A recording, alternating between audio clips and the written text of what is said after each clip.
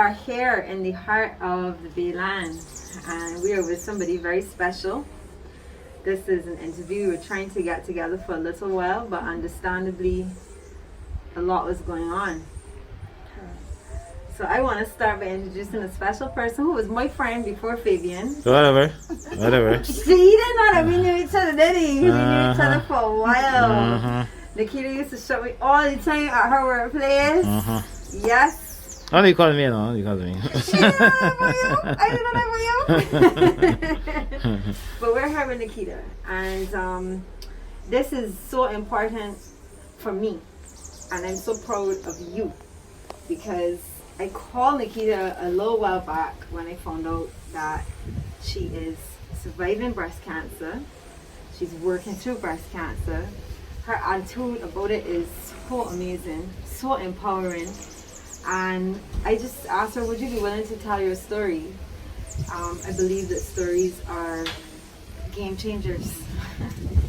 So Nikita, I want to thank you from the bottom of my heart before we even get to the bottom of the interview for being here with us. So we start from the very beginning. When did you find out and how? I was first diagnosed in 2018. What had happened was, yes, I worked at the gas station, but I just used to work. You want to have no vacation, no kind of sick leave. But there were normal signs that I kind of stressed pulling from the back of my neck. But people were saying it was just a pinched nerve or a muscle. But I just ignored that to Advils, and it had affected two back feet as well. I got them pulled. So all that was signs that my body was still under stress. I wasn't taking care of my body properly. So I had went to a private doctor and had took some hormone pills because she was saying if I take the hormone pills, the period would have stopped because my period was ongoing all the time. So I had took the hormone pills because I didn't want to take the sick leave because I'm a single parent. And I took the hormone pills and I guess I abused them because it started to had an effect on my body. And my breast started to feel a little funny, but they normally feel funny when the period are coming. So what I did, I had told my mom, and then we had made an appointment at the Breast Cancer Society, and they had examined it. They found a lump, but they also told me the breasts are fibrocystic. I think I'm calling it word right. And then I had opted to do the biopsy. We had cost $600 at that time in 2018. So I think I did the biopsy in October. Right. So they had slit on my arm and my breast, and they pulled two tissues from each. But my skin was so thick on the breast that they could not find the lump. So they just tugged any tissue from that part. And then it came back and I had stage 3 level of cancer.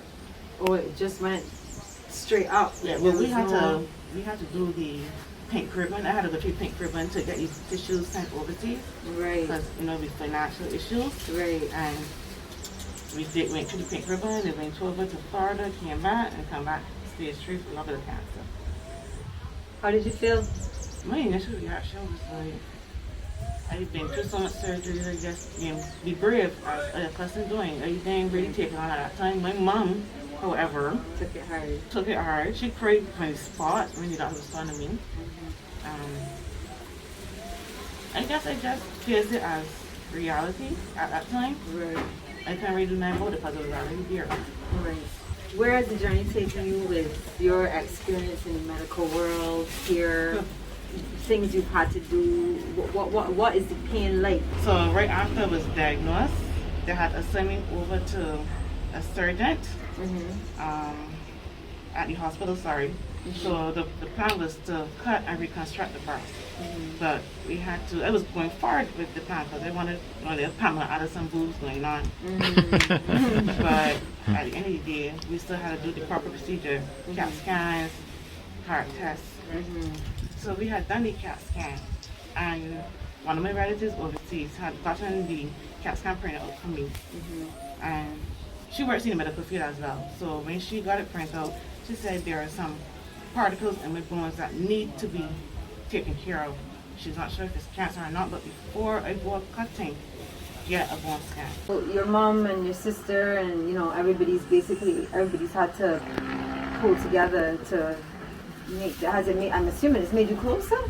Yeah, Oh, well, you guys were always close? we were always close. Right. Knowing, our sisters, we always have a kind of bicker. But at the end of the day, I love family. I'm a family person. Once I see my family happy, I tend to, and I consider you all as family too. So Absolutely. once I see my family happy, I am happy. So it was home. I did, after the Taxol, we did the Herceptin, which is an injection we use once you're HER positive. Right.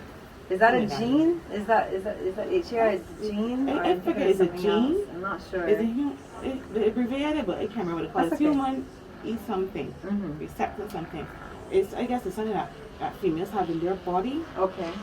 because what my cancer is feeding on is something called estrogen. Estrogen, right. Okay, correct. And via the time it was doing chemo, the tumor was not growing. Even Right. after the chemo, the tumor was not growing.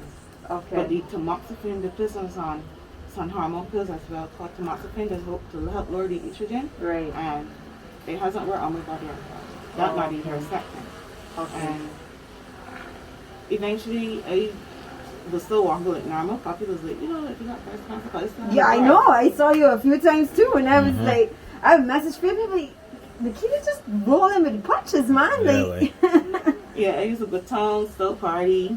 The thing is, right, I still used to drink like a little beer in between, and the tumor would not grow. It would not grow. So it was just like, it's either God's will saying that He still got me back, but stop the nonsense, or Right. or just it didn't have the effect, because everybody's body is just different.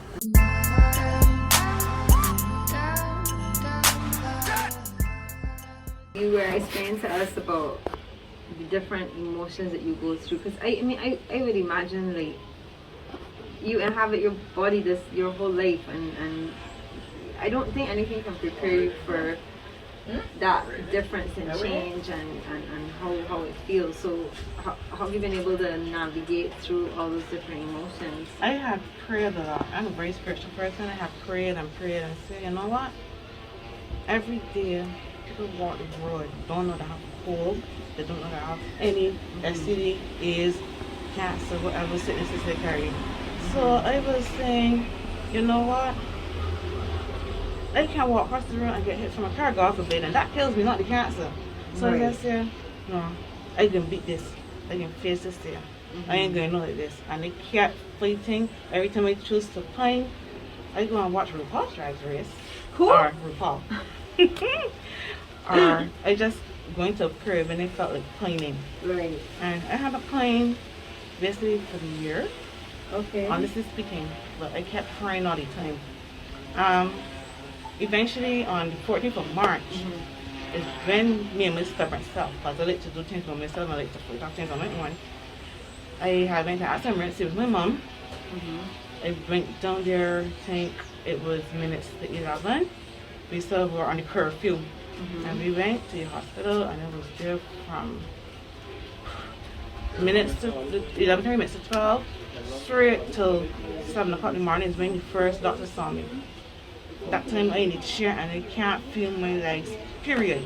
I sticking them, I cuffing them, and I can't feel nothing. So they have put the drip in my hand. They had given me steroids at that time and pre-meds. Then they had do, I don't know what, they had did an anal test. They didn't give me back that result. Then they said they're gonna admit me because from what they're saying, my spine is fractured. I was like, my spine was fractured? And you had No idea, but it was still walking like normal. So all that time it was holding on by every end of track, and it was still fighting it. It was fractured, and I had been in the hospital for 6 weeks. I had undergone radiation for a week, and when you do radiation, there's certain things you can't eat. You can't eat everything. You didn't know that. It gives you chest burns for sure. And you can't let the area the radiation is sitting. And I did not know that as well. So until you weren't afterwards. prepped about any of this stuff No. when you did it? No. So eventually, I kept wetting my back because, I want a thorough sponge off.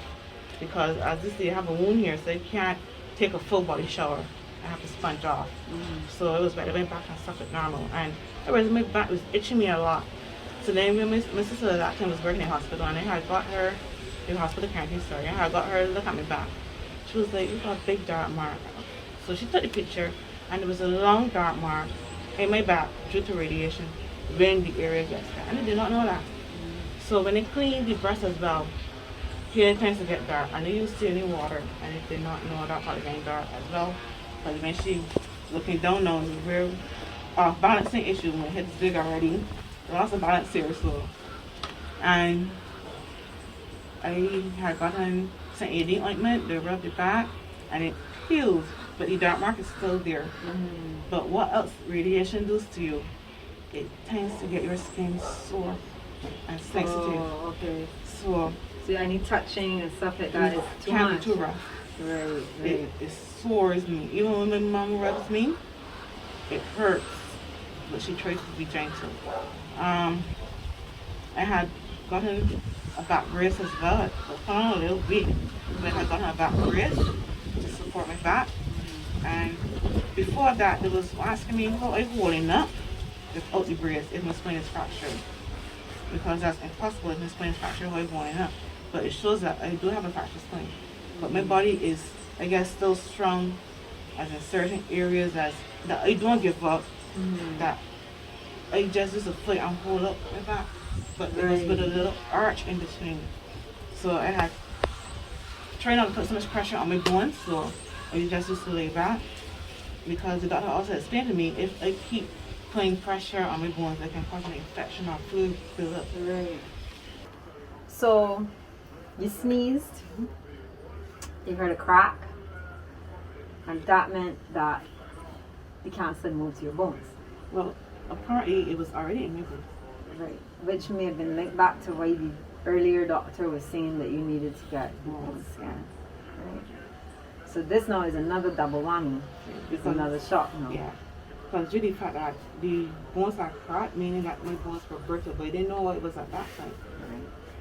Right. And then another lady had explained to me, but we will get further on that story. Because after that, then when they went to the hospital and I showed them my breast, they didn't do nothing. Well, that was oncology at that part. And they didn't do nothing. They just kept giving me the medication, but then they say, well, since you have the bone cancer, we're going to give you some meter.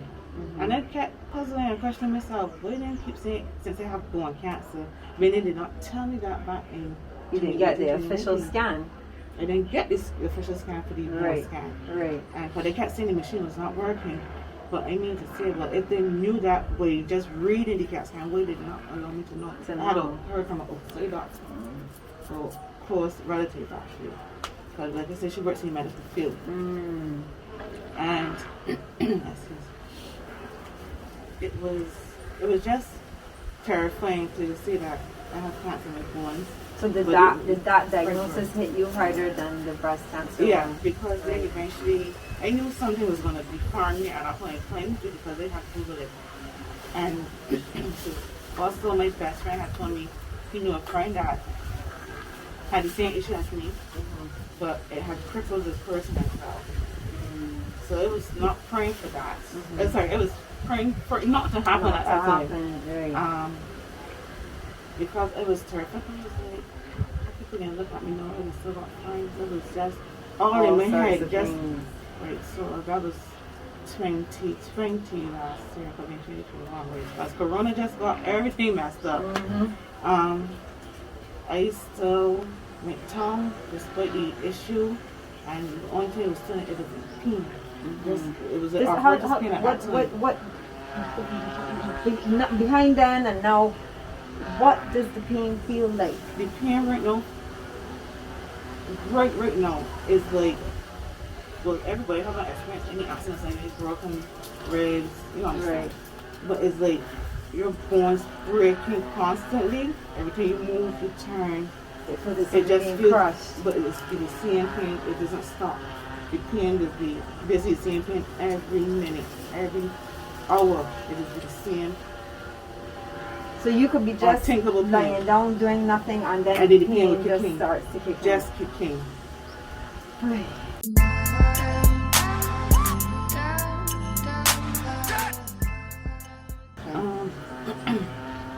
But So your that breast business- has been removed?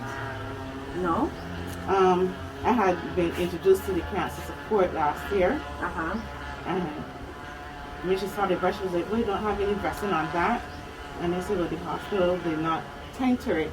They just Right. look at it and cover it back what's not. They didn't tell me what to do. They just keep saying that it was neglecting the fact that I have to do surgery. But it was like, because even still last year today, I told me I at stage 4 because the cancer had started to spread. So the when it started to spread, it was at stage 4. And what was going through my head? They still pushing me for surgery, and they at stage 4 and it's spreading. So why do they still want to cut me if it's spreading? Eventually, when I got to cancer support, she saw the breast. She did the dressing herself, and then she herself had introduced me to a doctor in Brazil. He's a naturalist to me, herbalist. And when he heard my story, he was like, "You two young to be going through this.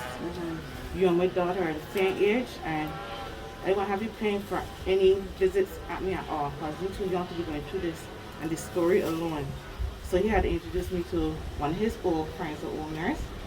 So her employees were more dressing the breast for me, but what everyone does not know, you cannot use peroxide and everything. So how my tissues were soft tissues, they had cleaned it with peroxide and used the intricate gel and other gels to fight out the infection, but the peroxide was Gosh. correct. So the peroxide is what actually did this. So I have nothing here. Everything you see here is just padding, gauze. But you never had an actual mastectomy as yet? Well, I'm gobsmacked. Yeah, last year, December, my birthday is actually 40th of December, and one of the members of the Black Knights, because there is such a supporting group, kept asking me, "You said a hospital?" I was like, "No, really? Nothing. Got home. I was beat because it was at the hospital since 12:30. I've been minutes to 6. They have called my name. It was one of the third last patients there to be seen at outpatient. Came home, tried to crash out, then I hear these bites. And I was like, bites. Well, you heard bites, you hallucinating now. Then, Black Knights president, Yours truly. correct? He walked in with balloons. I don't really like balloons, but it was for me. I appreciate it. And then the kid came in, and obviously these two big guys started flooding me. But I didn't know what to do. Eventually came outside and saw my small family. You were missing at that point in time. Yeah, they gotta stay home with the kids. Fair enough. And they just sat and they made my night. After having a stressful day Yeah. at the hospital. Emotions time for you to push away the ones you love. It really plays on you. And I was playing so bad, just praying. Even it was harsh. I remember that I apologized for her. And then on the 26th, I had got on a call. "We coming for you." I was like, "What? We coming for you?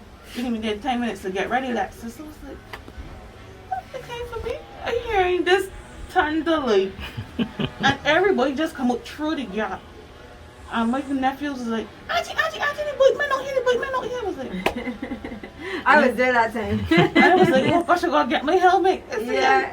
Because I miss riding, honestly. Oh, Then when my sister came and said everybody outside, Nikita, like a whole tsunami of bikes. And then when they came outside, and it was like, well, I started, everybody's not going out more bikes. And you see all these robots, and my partner, my family just country to get a hug and greet my mother, my aunt, and everybody Yeah. like is one. And that's how everything should be, you know? And like I said, he did not know I was planning the day before, and that made my day. Like literally, it was in pain, yes, but I barely pain because I didn't left home. I was still home and trying to find him, but that lifted my spirit so much. He did not even know. I cried. Wait, I cried. He did not know I cried. Even my mom still cries at these stories.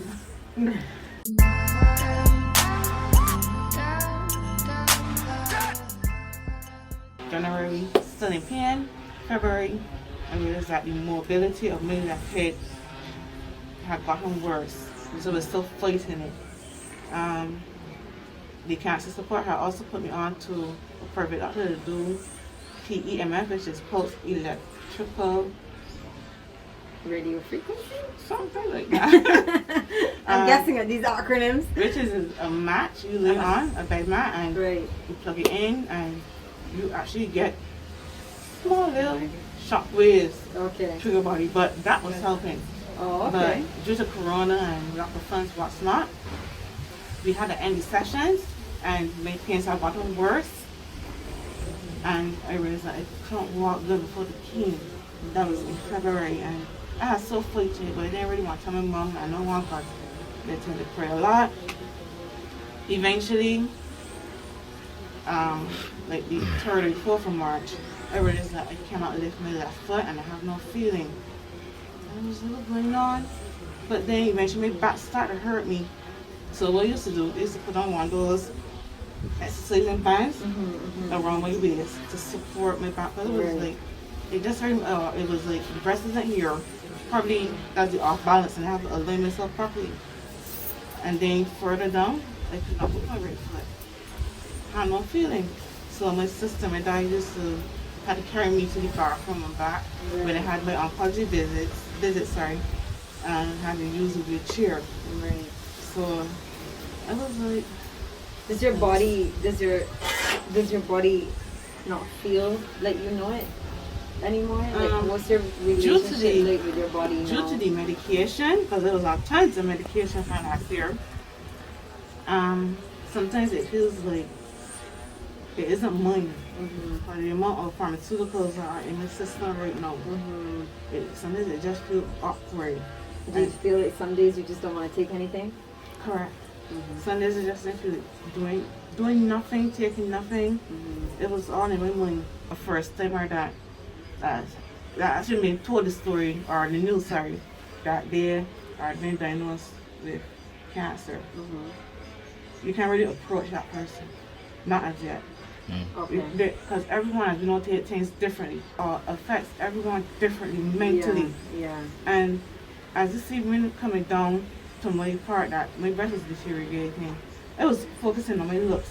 But right away, some people will focus on their looks. They won't study their family. Right. Because everyone takes things differently.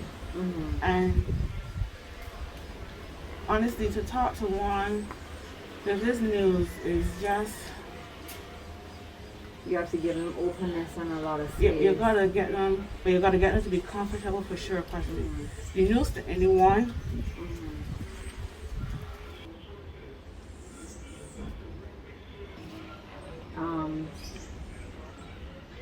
There's a big pause. There's a really big pause because, as you know, but not everybody may know, Fabian lost the mother of his children. As you were mentioning before, you reached out to her and stuff.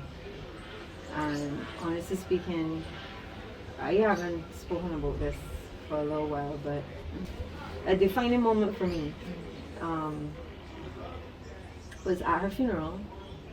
Not that I didn't go through my own emotions before, and Fabian did, but holding his kids and realizing that it could be me, and holding Fabio, and just, that could be my son. And it just shook me up. It really shook me up. In this situation too, you tend to study how your children are going to be when you leave this earth. If they're going to be mistreated, if they're going to be left out in the cold. Who's going to care for them like you? We tend to study the children. Yeah. Real parents. Yeah. Despite what they go through, still study their children. What are they going to face when you leave this earth? But, so you're just trying to keep that mindset. Yeah, and I just want to be a motivator to everyone, especially patients, that feel that they don't have nothing left on this earth. Honestly speaking, that's my goal, to be a motivator. But I like to be by myself most of the time. I don't really like groups, but of course. The Black Knights will get your attention any day though, right? So I can tell moms that anytime she see you drawing up in there, right, I know God motivate myself to be able to wheel spin the 1,000 and come and bomb and the God and Nikita! We're doing! Coming for you now! It's true.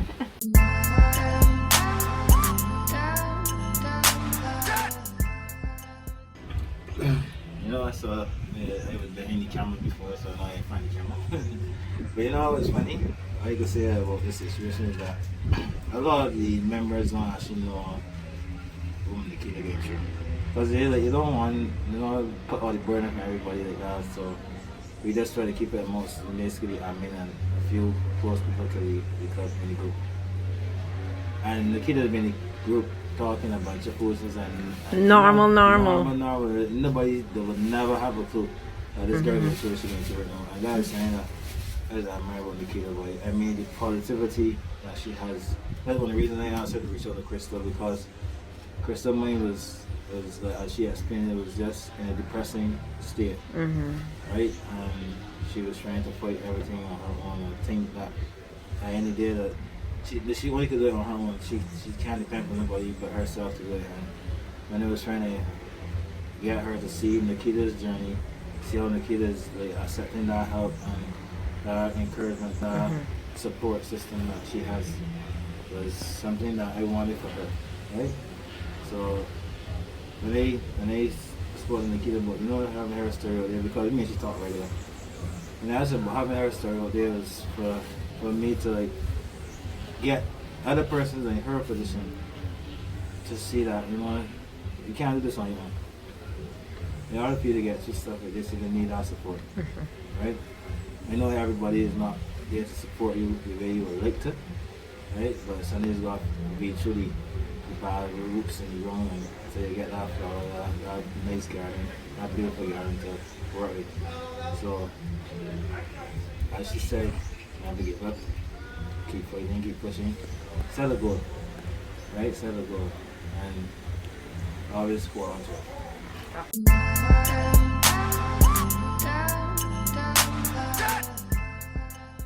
So I guess we can end off by saying again, thank you, Nikita, for taking this time to share our story with us.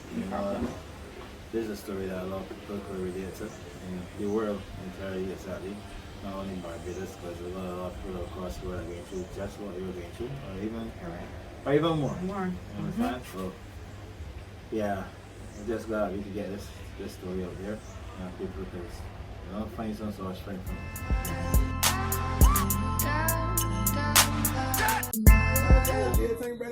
We don't need flashing on that.